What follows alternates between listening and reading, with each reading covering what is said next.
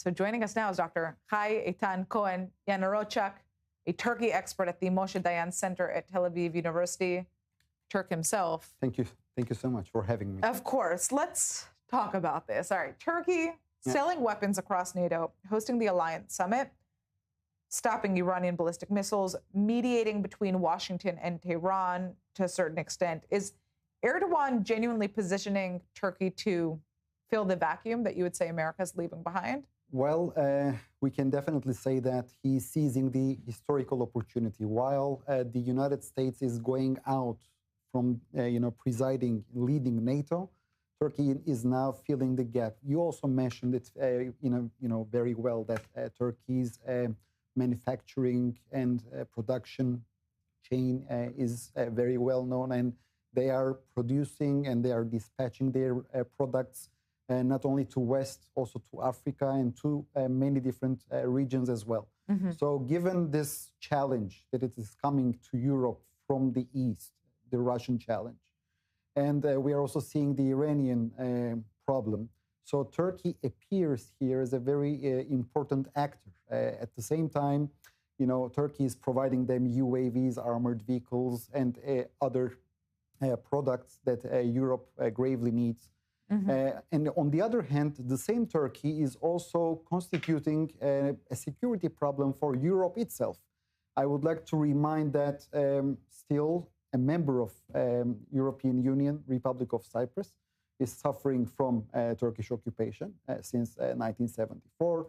And besides that, there are some disagreements in the agency between Greece and Turkey. And needless to say, Israel is a very important ally of the West and especially of the United States. And unfortunately, we are hearing the constant deterioration in the relationship between Jerusalem and Ankara. Right. And this is something, unfortunately, very problematic. At one hand, we see West really needs Turkey, but on the other hand, the same Turkey is causing many problems for the same West. That, of course, brings us to the issue of Israel. Very uncomfortable picture that we're seeing here. A Turkey that is more powerful, more relevant, more indispensable, like you just said, to the West. Yeah. Led by a man who has called Zionism genocidal. He's called for the destruction of the state of Israel in recent weeks, in fact. Constantly.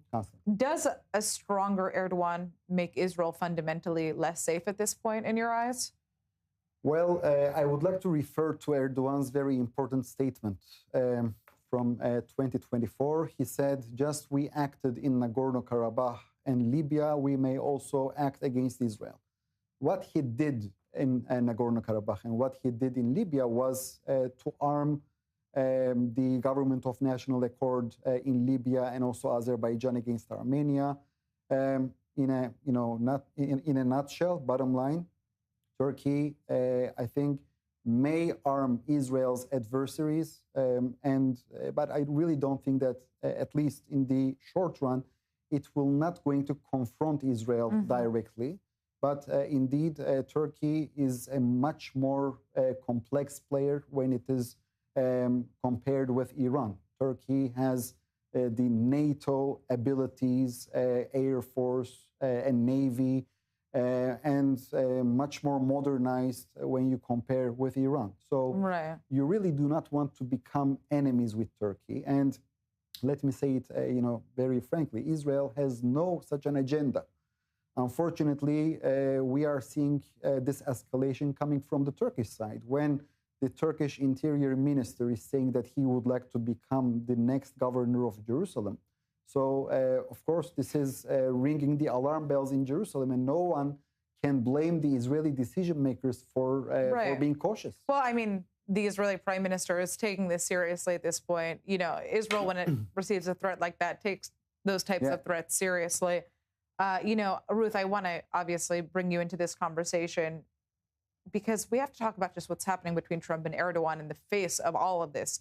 Trump is dangling these F-35s essentially in front of Erdogan's face. He's praising Erdogan as this very good friend. He says he only attended the NATO summit because of him. Is Erdogan actually succeeding in this strategy What does he want in return, and why is Trump so close to Erdogan? Break this down for us. So why is Trump close to Erdogan? That's a question I cannot answer. If you can answer it for me, I'd love to hear. You can. I can. I'd love to hear, but I just want to interrupt you. Absolutely. I just want to say one word.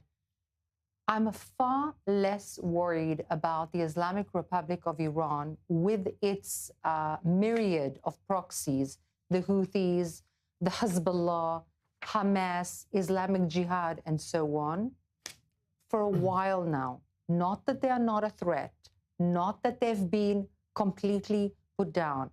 I'm very, very concerned, and it has not been a month or two, nor a year or two, over the very objective, the very plain objective that Erdogan and his regime has put forward very bluntly, creating a worldwide Sharia-based caliphate led by Turkey and either Erdogan himself and or the likes of.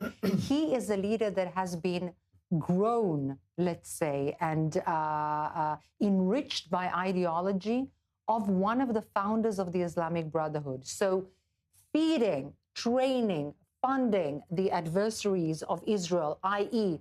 Hamas, Islamic Jihad, and others, Hezbollah, even though they're Shiites, Julani, and so on and so forth, not to mention wars, as you say, in Nagorno-Karabakh, in Africa, and so on. Sudan is one of them. He is deeply involved in conflicts throughout the world and has very clear objectives.